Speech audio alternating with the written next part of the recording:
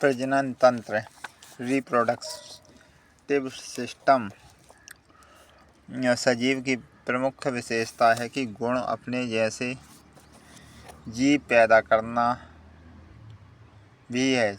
जीव से जीव की उत्पत्ति के लिए सजीव के शरीर में एक विशेष तंत्र या प्रणाली कार्यरत करता है। विभिन्न जीवों में यह प्रणाली भिन्न भिन्न प्रकार का होता है। अमीबा जैसे सूक्ष्म जीव और सरल जीवी जीवों में प्रजनन की क्रिया आत्म विभाजन द्वारा होती है। ऐसा प्रजनन क्रिया को अमैथुनिक प्रजनन क्रिया या एसेक्सुअल रिप्रोडक्टिव प्रोसेस कहते हैं। एक कोशी निम्न कोटि के सरल जीवों में प्राय इसी विधि या कोशिका विभाजन या अमैथुनिक प्रजनन के द्वारा प्रजनन होती है। उच्च कोटि के जटिल जीवों में प्रजनन होने की क्रिया इससे भिन्न प्रकार की होती है। ऐसे जीव बहुकोषीय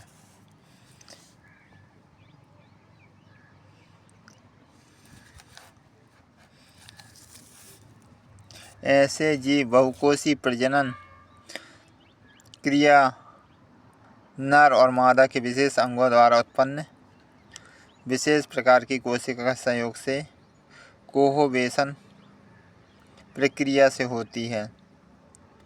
इस प्रकार की प्रक्रिया को मैथुनिक प्रजनन क्रिया या सेक्सुअल रिप्रोडक्शन कहते हैं। मैथुनिक प्रजनन क्रिया के लिए नर और मादा में यौन ग्रंथियां गोनेड्स होती हैं। नर और मादा के प्रजनन अंग भी भिन्न प्रकार के तथा भिन्न उद्देश्यों के लिए होते हैं, लेकिन प्रजनन तंत्र के मुख्य उद्देश्य संतान उत्पन्न करना ही है। सभी जीवों में नर और मादा कोशिका का संयोग कोहोवेशन एक ही प्रकार की से ही नहीं होते। मछलियां प्रजनन काल में ही जल में ही असंख्य मादा कोशिकाएं छोड़ देती हैं और उसी समय नर मछली भी असंख्य नर कोशिकाएं अपने शरीर से छोड़ती है। नर और प्रजनन कोशिकाओं को शुक्र कीटाणु यानी स्पर्म तथा मादा कोशिकाओं के डिंब को ओवेमम कहते हैं। नर और मादा कोशिकाओं के संयोग और मिलन से एक युग्म कोशिका जायगोट उत्पन्न होती है। युग्म कोशिका जायगोट के क्रमिक विकास से एक मछली उत्पन्न होती है। मेढक के प्रजनन क्रिया भी नर मादा मेढकों की पीठ पर सवार होकर पंजों से मादा को पकड़ लेता है। जब मादा मेढक मादा कोशिका अपने शरीर जननांगों से बाहर निकालती है, तब उसी समय नर मेढक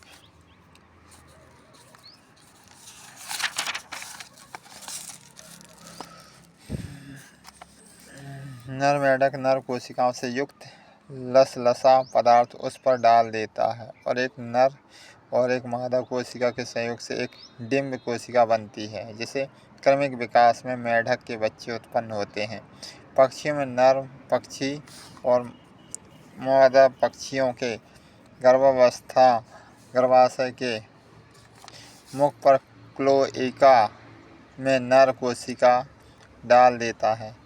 नर कोशिका मादा कोशिका को प्रजनन प्रणाली में जाकर डिंब या अंडे को संचित कर देता है। इसके क्रमिक विकास से पक्षी उत्पन्न होती हैं। स्तनपायी जीवों में प्राकृतिक नेचर ऑफ गॉड ने प्रजनन के लिए एक विशेष प्रणाली व्यवस्था कर रखी है। इस प्रणाली में मादा की योनि में जो एक नली के समान रहती है, शुक्र कीटाणु जमा कर देता है। शुक्र कीटाणु यानी स्पर्म मादा को प्रजनन प्रणाली के एक विशेष भाग में जाकर डिंब या ओवम में मिलकर युग्म डिंब कोशिका में परिणत हो जाता है और मादा के गर्भाशय में डिंब विकसित होकर यथा समय बच्चे के रूप में बाहर आता है। यौन ग्रंथियां गॉड्स मानव शरीर में कुछ ऐसी ग्रंथियां हैं जिनका संबंध मानव की शारीरिक और मानसिक विकास से होता है। इन ग्रंथियों में यौन ग्रंथियां मुख्य है। महिलाओं की यौन ग्रंथियों को डिंब ग्रंथि या ओवरी और पुरुष की यौन ग्रंथियों को वृषण या टेस्टिस कहते हैं। अतः स्रावित ग्रंथियां एंडोक्राइन ग्लैंड के विषय में अध्ययन करते समय इस वर्णन किया जा चुका है कि इन ग्रंथियों में ग्लैंड से विशेष प्रकार के हार्मोन्स यानी special kind of the hormones निकलते हैं, जिनका प्रभाव मानव शरीर की और मानसिक विकास पर पड़ता है। यौन ग्रंथियों में से स्रावित हार्मोन्स के प्रभाव से युवक और युवतियों में विशेष लक्षण देखने को मिलता है। उपयुक्त वर्णित यौन ग्रंथियों से यथा समय नर और मादा कोशिकाएं उत्पन्न होती हैं, जिनके संयोग से मानव बच्चा का जन्म होता है। नर और नारियों के सभी शारीरिक प्रणालियां सिस्टम जैसा प्रजनन तंत्र या प्रणाली सिस्टम एक समान नहीं होता। कार्य और भेद के अनुसार यह तंत्र प्रजनन तंत्र नर या नारियों में भिन्न भिन्न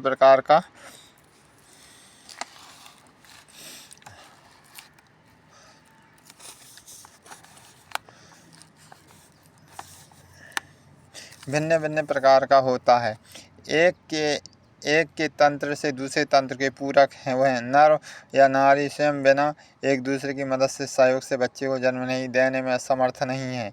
आगे के प्रस्तुत नर और नारी के प्रजनन तंत्रों के विभिन्न अंगों का भागों की संरचना स्ट्रक्चर और उसके कार्य फंक्शन का संक्षिप्त इन शॉर्ट्स वर्णन किया गया है। साथ ही में इलेक्ट्रोहोम्योपैथी की औषधियाँ भी अंकित की गई हैं। नर और प्रजनन तंत्र मेल रिप्रोडक्टिव सिस्टम औषधि है S1, S3, C1, C5, S8 ए ग्रुप, C3 लिम्फ है और F1 और F2।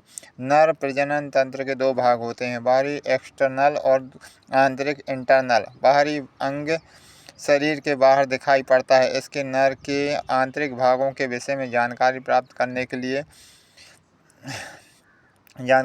करने के लिए शरीर के विशिष्ट भागों को चीर कर देखना पड़ता है। नर जननेंद्रियों को सृजन दो उद्देश्यों की पूर्ति के लिए हुआ है। पहला, स्वास्थ्य शुक्र कीटाणु हेल्दी स्पर्म उत्पन्न करता है। दूसरा, नारी जननेंद्रियों में शुक्र कीटाणु इस प्रकार पहुंचाता है कि शुक्र कीटाणु रजांड से सहयोग करके बच्चा उत्पन्न कर सके। नर जननेंद्रियों के बाहरी भाग सिसन और वृषण पेनिस और टेस्टाइड्स के हैं। बोल चाल की भाषा में इन्हें लिंग या पेनिस और अंड टेस्टिस कहते हैं। नर की बस्ती प्रदेश यानी पेल्विस जोन के निचले छोर पर अंडकोश से स्क्रोटम नामक एक ढीली थैली में अंड लटकता रहता है। नर जननेंद्रियों के आंतरिक अंग कुछ विशेष प्रकार की ग्रंथियों और नलियों से निर्मित होता है। इसके विषय में वर्णन यथा स्थान आगे के पृष्ठों में किया गया है।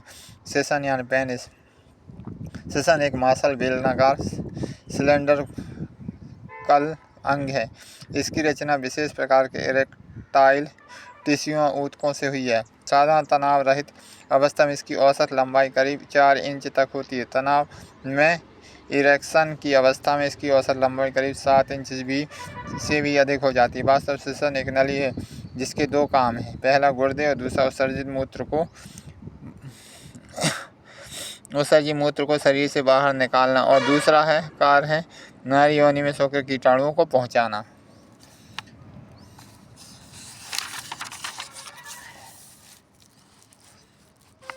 बनावट स्ट्रक्चर।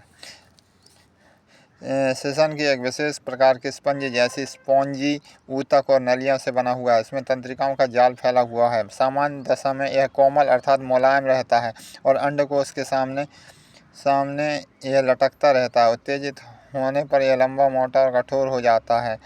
वास्तव में यौन उत्तेजना सेक्स इम्पल्स होते हुए खोखले ऊतकों में से धमनी रक्त आर्टेरियल ब्लड भर जाता है और यह लंबा, मोटा और कठोर बन जाता है। इसी अवस्था में उत्तेजना की अवस्था में यह योनि में प्रवेश पा सकता है। यौन उत्तेजना समाप्त होती है, खोखले ऊतक से रक्त सिरा द्वारा निकल जाता है और सेशन पुनः पूर्ववत अवस्था में ढीला, मुलायम और कोमल हो जाता है। सेशन का अग्रसिरा अपेक्षाकृत अधिक मोटा होता है। इस भाग को ग्लैंस या सुपारी कहते हैं। यह घाई हुई सेशन से जुड़ा हुआ है।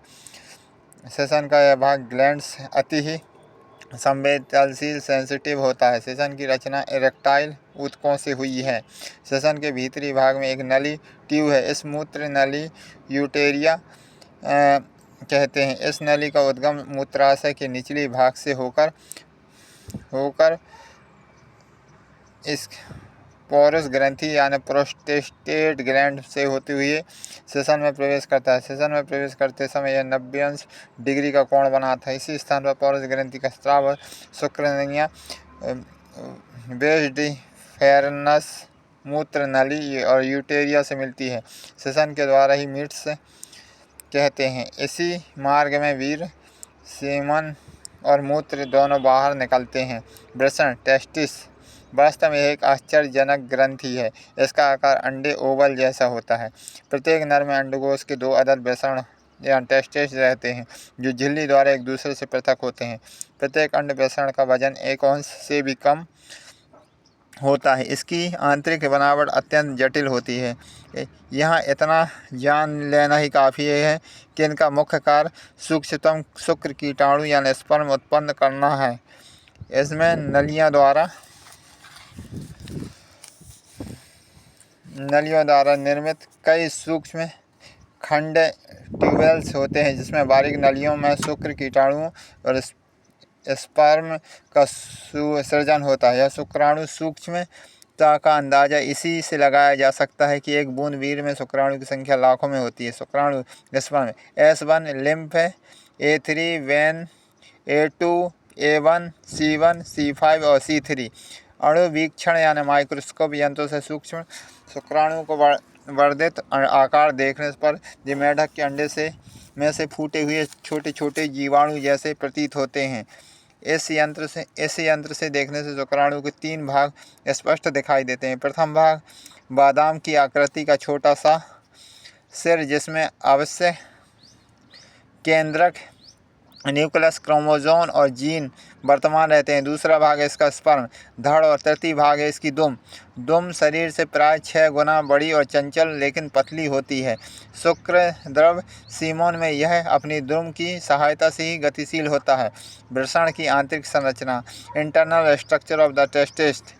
प्रत्येक वृषण में बारीक अंतिमहीन नलिका का लंबा चिमटा एक टेढ़ा मेढ़ा समूह होता है। इसकी बारीक नलियों में इस समूह को अति वृषणिका या एपिडिडाइमिस कहते हैं। यह वृषण द्वारा उत्पत्ति शुक्राणु से संचित होता है। इसी में एपिडाइमिस अपेक्षाकृत एक बड़ी नली शुक्राशय की ओर जाती है। इस बड़ी नली को शुक्रवाहक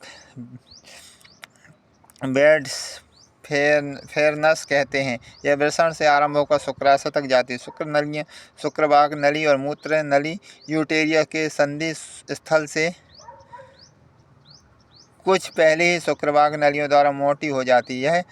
यहाँ पर मोटे भाग में शुक्राणु जमा रखने के लिए एक थैली प्रोस्टेट ग्लैंड के ऊपर भाग में होता है। शुक्राशय या सेमिनल वेसिकल कहते हैं। वास्तव में शुक्राशय की एक नली युक्त थैलीनुमा होती है, जिसका मुख्य कार्य शुक्र संचय है। शुक्राणु पुरुषों में मूत्राशय के आधार तल में पोरस ग्रंथियां प्रोस्टेट नामक एक बड़ी ग्रंथि है। इस ग्रंथि से पतला सफ़ेद रंग का चमकीला हल्का अम्लीय दूध सा पदार्थ निकल कर वीर्य यानी सीमन से मिलता है। स्खलित वीर्य डिस्चार्ज से शुक्राणुओं का आयतन बहुत कम होता है। वास्तव में इसमें अधिक भाग वीर्य और पोरस ग्रंथियों का स्राव रहता है। पोरस ग्रंथियों के ही निकट कूपर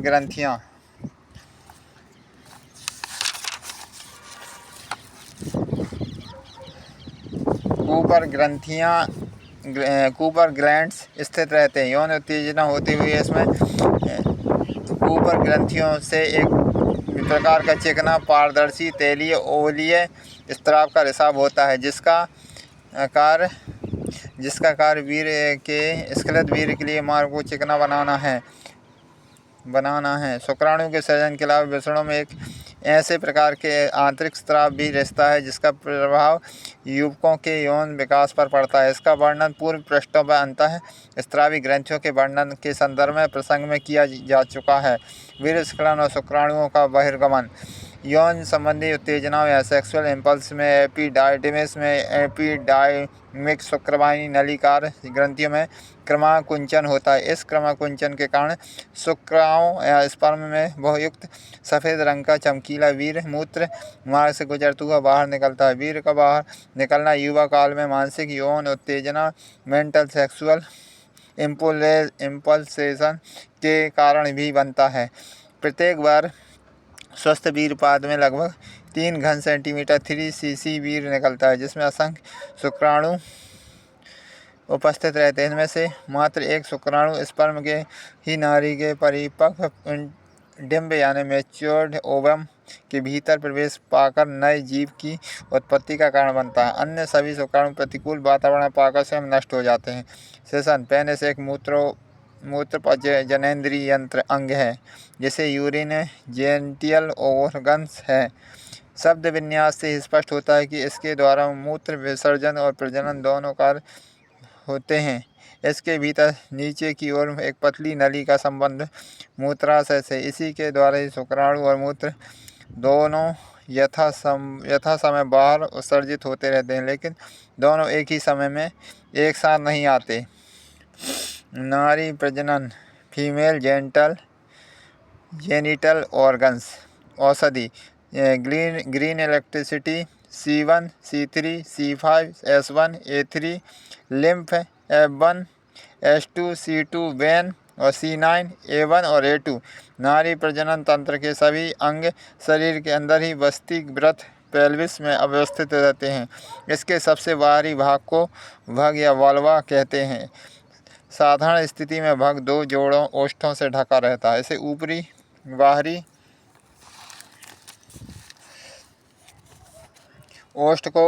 ओष्ठ या लेविया मेजोरा और भीतर के ओष्ठ को अंतः ओष्ठ यानी लेविया मेमोरा कहते हैं। अंतः ओष्ठ हल्का गुलाबी रंग का श्लेष्माजनक झिल्ली का बना होता है। इसका ऊपरी भाग भग्नाशय यानी क्लोटोरिस के नाम पर स्थित है। यह पुरुष के शीशन की ही भांति भग्नाशय नारियों की ग्लैंस है।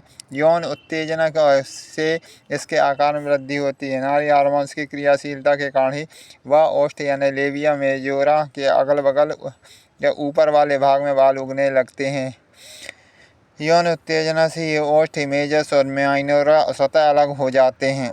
भग दिखाई देता है। भग के समीप ही योनि वजाइना में एक विशेष प्रकार की भग योनि ग्रंथियां यानी वल्वा वजाइनल ग्लैंड्स स्थित रहती है। यौन उत्तेजना के समय इस ग्रंथियों में एक प्रकार का पारदर्शी तेली द्रव्य निकलता है, जिसे यौन पथ या वेजिनल ट्रैक चिकना एवं फिसलने वाली हो जाती है। फलस्वरूप मैथुन क्रिया सेक्सुअल प्रोसेस से पुरुष लिंग को बाहर भीतर आने जाने में सुगमता होती है। भग यानी योनि द्वारा और भग्नाशय यानी क्लोटोरिस के बीच में एक छिद्र होता है, जिसका संबंध मूत्र नल या यूटेरिया द्वारा मूत्राशय में यूरिन ब्लैडर से जुड़ रहता है। इसी छिद्र से मूत्र विसर्जित होता है। तात्पर्य है कि नारियों में प्रजनन मार्ग और मूत्र मार्ग अलग अलग होते हैं। भग्नाशय की रचना भी इरेक्टाइल ऊतकों से ही होती है। योनि वजाइना यह 4-5 इंच लंबी लचकदार एक नली होती है, जिसके बाहरी द्वार में ही भग कहलाता है। योनि पथ या वजाइनल ट्रैक्ट परतदार लचीली झिल्लियों की बनी होती है। इसमें तंत्रिकाओं की एक रक्त कोशिका की जाल बिछा रहता है। योनि पथ की नली झिल्ली साधारणतः दशा में पास रहती है। आवश्यकता अनुसार ये अलग अलग फैलकर जरूरत के मुताबिक चौड़ा मार्ग बना लेती है। बच्चा जनन के समय इसमें काफ़ी प्रसार हो जाता है। योनि पथ का संबंध भीतर की ओर गर्भाशय या यूटेरिया में रहता है। गर्भाशय के ग्रीवा गर्दन सर्विक्स या मुंह इसमें खुलता है। योनि पथ का कार्य मैथुन कार्य में से पुरुष स्तन को ग्रहण करना एवं प्रसव के समय बच्चा को बाहर निकालना है। ये दोनों ही कार्यों को संपादित करने में पीयूष ग्रंथि से स्रावित हार्मोन इस अंग को सक्रिय मदद पहुंचाते हैं।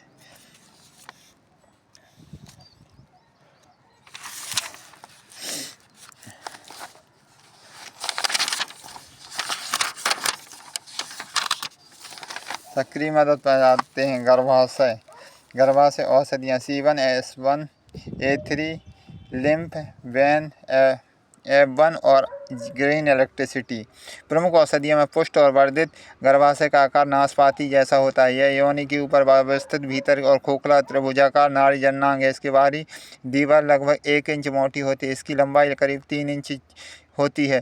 इसका नीचे का नुकीला भाग, जिसे ग्रीवा या सर्विक्स कहते हैं, योनि में खुलता है। इसके ऊपर वाले भाग और नीचे वाले दाईं ओर से डिंब वाहिनियाँ, यूटेरिया ट्यूब और फैलोपियन ट्यूब जुड़ी रहती है। साथ ही में गर्भाशय के बाहर इसके बगल बंधनीय लिगामेंट्स द्वारा डिंब ग्रंथियों से जुड़ी रहती है। गर्भाशय का मुख्य कार्य जन्म के पूर्व गर्भपिंड यानी एम्ब्रियो को धारण करना, उसका भरण पोषण करना। इस कार्य को संपादित करने के लिए इसकी भीतरी दीवार को श्लेष्मिक कला यानी सीरियस मेम्ब्रेन के आंतरिक भाग में रक्त कोशिका का जाल बिछा रहता है। औषधियाँ S1C1 F1 बैन और S2C2 A1 A2 और A3 लिम्फ है। प्रत्येक 4 सप्ताह के अंदर इनके भीतरी दीवार के ऊपरी भाग अर्थात श्लेष्मिक कला में परिवर्तन हो जाता है। इस प्रकार एक मोटी तह बिछ जाती है। फलस्वरूप निषेचित रजांडू फर्टिलाइज्ड ओवियम को ग्रहण करके प्रतिष्ठित करने की क्षमता बन जाती है। निषेचित रजांड के अभाव से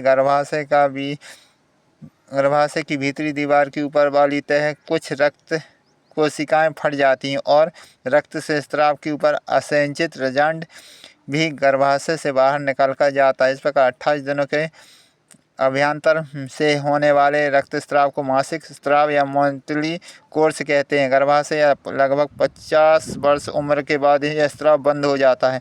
गर्भधान होने पर गर्भाशय की आकार में वृद्धि होती है, लेकिन प्रसव के बाद अपने स्वाभाविक आकार यानी ओरिजिनल साइज नॉर्मल कंडीशन में हो जाता है।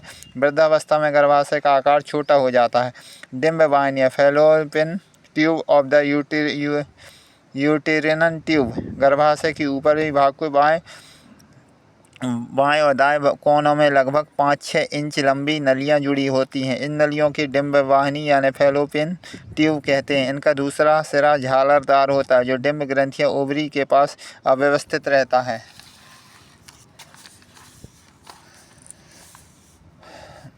डिंब ग्रंथियाँ गर्भाशय के कुछ ऊपरी दाएं और बाएं लिगामेंट द्वारा गर्भाशय से जुड़ी हुई होती हैं। उसी बगल में बादाम की आकृति में उसी के आकार की 2 डिंब ग्रंथियाँ होती हैं। इन ग्रंथियों को डिंब ग्रंथियाँ या ओवरी कहते हैं। प्रजनन की क्रिया में डिंब ग्रंथियों का महत्वपूर्ण स्थान रहता है। पुरुषों में वृषण या टेस्टेस की भांति डिंब ग्रंथियों की जीवित मादा कोशिकाएं ओवियम उत्पन्न करती हैं। इसे रजांड या डिंब ओवियम कहते हैं। प्रत्येक डिंब ग्रंथि में बहुत छोटी छोटी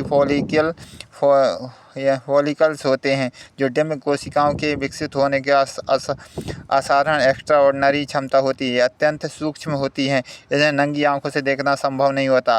अणुवीक्षण यंत्र या माइक्रोस्कोप से देखते पर नन्हे नन्हे कण दिखाई देते हैं। यहाँ मादा शिशु में जन्मजात या वाई बर्थ पाया जाता है। नवजात मादा शिशुओं में प्रत्येक डिंब ग्रंथि में इसकी संख्या हजारों में होती है, लेकिन मादा पूरे जीवन में मात्र 400 से 500 तक की डिंब परिपक्व यानी मैच्योर्ड हो पाते हैं। यौवनावस्था प्राप्त करते समय युवतियों का मासिक स्राव मेंस्ट्रुएशन आरंभ हो जाता है। लगभग 8वें दिन व 9वें मासिक स्रावों के बीच इस अवधियों में इन दोनों ग्रंथियों में किसी एक में से सूक्ष्म बिंदु जैसे परिपक्व मादा डिंब ओवियम निकलकर किसी एक अंड प्रणाली यानी फैलोपियन ट्यूब में झालर द्वारा सिरा के माध्यम से चला जाता है, गर्भाशय की ओर बढ़ता है।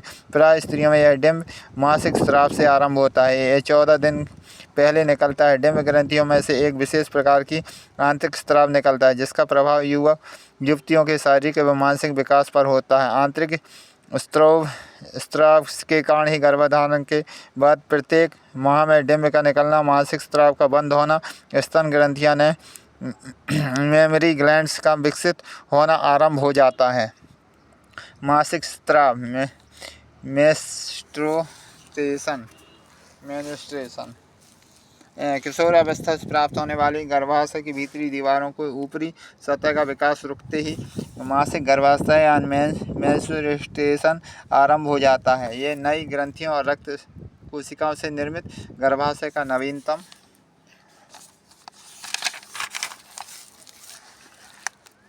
नवीनतम झिल्ली तरह ढीली पड़ने लगती है। यह झिल्ली के गिर जाने पर नवीनतम झिल्ली की तरह ढीली पड़ने लगती है और झिल्ली के गिर जाने पर रक्त कोशिका के फटने पर उन्हें रक्त का बहाकर अपने साथ ले जाती है। मासिक स्राव के आरंभ के प्रथम 2 दिनों में रक्त स्राव तेज होता है, धीरे धीरे कम हो जाता है। मासिक स्राव के अंत तक गर्भाशय की झिल्ली संपूर्ण रूप से नष्ट हो जाती है। मासिक स्राव बंद होते ही गर्भाशय की झिल्ली पुनः वर्धित हो जाती है। वह झिल्ली की बाहरी सतह पर नन्ही नन्ही गांठें बनने लगती है। रक्त स्राव कोशिका का निर्माण होने लगता है। कुछ दिन बाद सारी झिल्लियाँ मखमल यानी वेलवेट की तरह मुलायम होती हैं। अब गर्भाशय की भीतरी सतह पर निषेचित रजांड या फर्टिलाइजर ओवियम के ग्रहण कर भरण पोषण के योग्य बन जाती हैं। यदि निषेचित रजांड गर्भाशय में नहीं पहुंच पाए तो अनिषेचित रजांड पहुंचता है। तब तक 3-4 दिनों में यह अनिषेचित रजांड मर जाता है। गर्भाशय का विकास रुक जाता है। समय अनुसार मासिक स्राव आरंभ हो जाता है। गर्भाशय में निषेचित रजांड पहुंचने पर मासिक स्राव पूर्ण गर्भकाल यानी लगभग 36 से 38 सप्ताह तक के लिए बंद हो जाता है। गर्भाशय का विकास भ्रूण विकास के अनुकूल होने लगता है। साथ ही साथ स्तन भी विकसित हो जाते हैं। प्रसव के कई महीनों बाद पुनः मासिक स्राव आरंभ हो जाता है। निषेच डिम्ब निषेचन फर्टिलाइजर। पूर्व के पृष्ठ पर वर्णन किया जा चुका है कि शुक्राणु स्पर्म या रजांड ओवियम अपने आप में नए जीवों के लिए पूर्ण नहीं है। इन दोनों के उपयुक्त परिस्थितियों में मिलने से ही नई प्राणी जन्म लेता है। शुक्राणु और मादा रजांड के संयुक्त 2 कोवेट होने की क्रिया का निषेचन फर्टिलाइजेशन कहते हैं। महत्वपूर्ण क्रिया के बाद गर्भाशय के ग्रीवा या सर्वाइव के समीप असंख्य कीटाणुओं शुक्राणुओं से युक्त वीर्य जमा हो जाता है। इनमें से अधिकांश शुक्राणु योनि की ग्रंथियों द्वारा उत्सर्जित अम्लीय एसिड के प्रभाव से मर जाते हैं। कुछ ही शुक्राणु गर्भाशय को पार करके डिम्ब वाहिनी यानी फैलोपियन में उपस्थित रजांड से मिलने के लिए अपनी धूम के सहारे गति करते हुए आगे बढ़ते हैं। ज्ञातव्य है कि शुक्राणु और मादा डिम्ब को आपस में मिलन किसी एक डिम्ब वाहिनी में से ही होता है।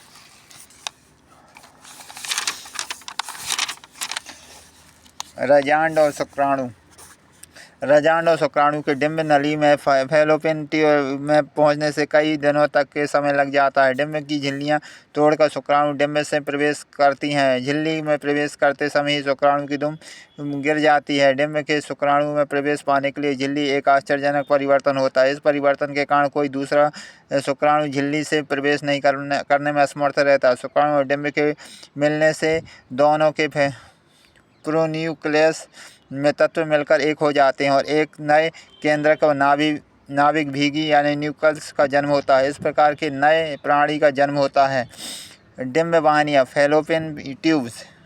फिर ये निषेचित डिम्ब के गर्भाशय तक आने में कई दिनों तक लग जाते हैं। इस अवधि में निषेचित डिम्ब का भरण पोषण डिम्ब संचित आकार में होता है। सेचित रजांड यानी फर्टिलाइजर ओवियम के गर्भाशय में आकर पूर्व निर्मित मखमली और मोटी तहों से अव्यवस्थित हो जाता है। गर्भाशय की भीतरी दीवार में विकसित निषेचित डिम्ब का प्रतिष्ठापन गर्भरोपण इम्प्लांटेशन कहलाता है।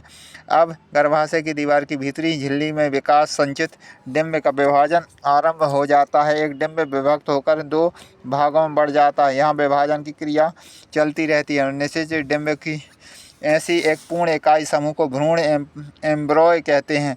भ्रूण विकास। गर्भाशय की दीवार में प्रतिस्थापन के पश्चात ही सेचित डिम्ब का भ्रूण के रूप में विकास आरंभ हो जाता है। विकास के क्रम में भ्रूण और गर्भाशय की दीवारों के बीच में रक्त वाहिनियाँ तंतुओं का एक समूह उत्पन्न हो जाता है। यह रक्त धमनी समूह जिसमें रक्त सिरा भी होता है को अपरा या प्लेसेंटा या गर्भनाल कहते हैं। अपरा एक नली द्वारा भ्रूण से जुड़ी रहती है। भ्रूण की इस नली को गर्भनाल या नाभिनाल या एम्बिकल कॉर्ड कहते हैं। इसे गर्भनाल का रंग भूरा होता है। इसी नाल में रक्तवाहिनियाँ नलियाँ धमनियाँ आर्टरीज और सिराएं वेनिस कहलाती हैं।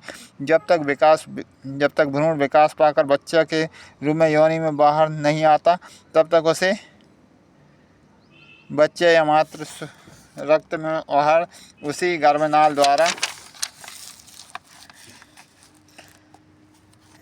मिलता रहता है। गर्भनाल के एक छोर बच्चे को नाभि से और दूसरा छोर अपरा यानी प्लेसेंटा के मध्य भाग में संबंधित रहता है। पूर्ण विकसित गर्भनाल की लंबाई लगभग 20 इंच होती है। गर्भनाल में भ्रूण एक झिल्लीदार पतली थैली नुमा रहता है। इस थैली में एक प्रकार का तरल भरा रहता है। इस तरल के अमोनियन और थैली को गर्भोदक थैली यानी एमोनियन सैक कहते हैं। यह द्रव भ्रूण के तापक्रम से नियमित यानी रेगुलेट करता है। बाहरी आघात से भ्रूण की रक्षा करता है। यही प्रश्न उठ सकता है कि इस द्रव से भ्रूण की मृत्यु क्यों नहीं हो जाती। यह तो श्वास कैसे लेता है। इस संबंध में स्मरण रखना चाहिए कि भ्रूण काल में भ्रूण का फेफड़ा निष्क्रिय रहता है। भ्रूण को ऑक्सीजन गर्भनाल से जाने वाले रक्त के माध्यम से मिलती है। साथ ही भ्रूण के शरीर का विकास रक्त द्वारा ही मात्र रक्त से मिल जाता है। यहाँ से उत्पन्न उत्सर्जन तंत्र द्वारा माँ के शरीर से बाहर निकल जाता है। अपरा यानी प्लेसेंटा के मुख्य कार्य निम्नलिखित हैं। माता के रक्त से भ्रूण का पोषण तत्व पहुँचाना, भ्रूण की कोशिका में ऑक्सीजन ले जाना, भ्रूण के शरीर से उत्पन्न विकारों को ग्रहण करना और उन्हें बाहर निकालना, माता के शरीर से उत्पन्न हुए एंटीजन का भ्रूण के शरीर से जाने में रुकावट डालना और रोकना, गर्भविधि में विशेष प्रकार का हार्मोन उत्पन्न करना, प्रसव के कुछ समय बाद अपरा या प्लेसेंटा, गर्भोदक थैली या एम्ब्रियोन सेक्स और गर्भनाल एम्बिकल कार्ड योनि मार्ग से बाहर निकल जाना। इस क्रिया को पराप्रसव आफ्टर बर्थ या प्रसव की बाद की क्रिया कहते हैं। स्तन ब्रेस्ट स्तन नारी प्रजनन तंत्र की एक सहायक है किंतु आवश्यक अंग है। गर्भ स्थापन होती है, इसके आकार में, आकृति और रंग में परिवर्तन होने लगता है। इसका मुख्य कारण दूध उत्पन्न करना, जिसके कारण इसे दुग्ध ग्रंथि या मेमरी ग्लैंड्स कहते हैं। हालांकि यौन क्रियाओं के समय यह मादा सहभागिनी को कामोत्तेजक पैदा करने के लिए पुरुष इस ग्रंथि को छेड़छाड़ भी करता रहता है। तात्पर्य है कि स्तन मैथुन क्रिया में का भी एक सहायक अंग है। सामने छाती के स्तन की स्थिति दूसरे छठी पसलियों और छाती की अस्थियों में स्टेमिनम बोन ऑफ द थ्रोनिक बोन की दोनों बगलों में रहती है। नर और मादा दोनों के प्रकार के शिशुओं में यह समान रूप से होती है। शैशव अवस्था में नर मादा दोनों बच्चों को स्तन का दूध निकलते हैं। यह अवस्था प्राप्त होते ही मादा के गर्भाशय स्तन में वृद्धि होने लगती है। सभी युवतियों में इनका विस्तार समान रूप से नहीं होता। इसका विकास व्यक्ति विशेष की शारीरिक बनावट और हार्मोन के हिसाब से होता है। माता पिता से ऊपर की पीढ़ी से प्राप्त जीन पर निर्भर करता है। प्रत्येक स्तन के शीर्ष पर एक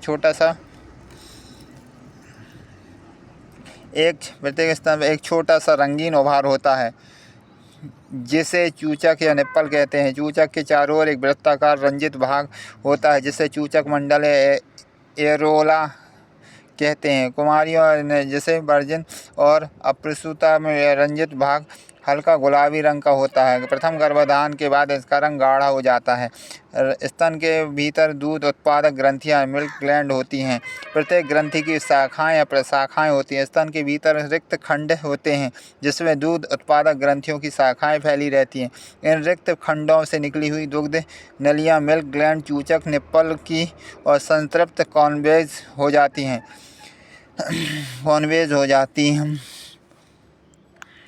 चूचक के निकट पहुंचने से पहले ये दुग्ध वाहिनियां कुछ फैली होती हैं। इन्हीं फैली हुई भाग से दुग्ध संचित रहता है। नली का दूसरा चूचक स्थित छिद्रों द्वारा बाहर निकल जाता है। स्तन से रक्त कोशिका और लसिका वाहिनियों का जाल बिछा रहता है। इन्हीं के द्वारा स्तन कोशिका का पोषण दूध का सृजन होता रहता है। इन तंत्रिकाओं के जाल फैले होते हैं, जिनसे इन्हें दुग्ध ग्रंथियों की उत्तेजना इम्पल्सेस प्राप्त होता है। औषधियाँ हैं lymph A3, S1, S2, F1, C2, C5, S5, when were S8, C1, blue electricity, green electricity, red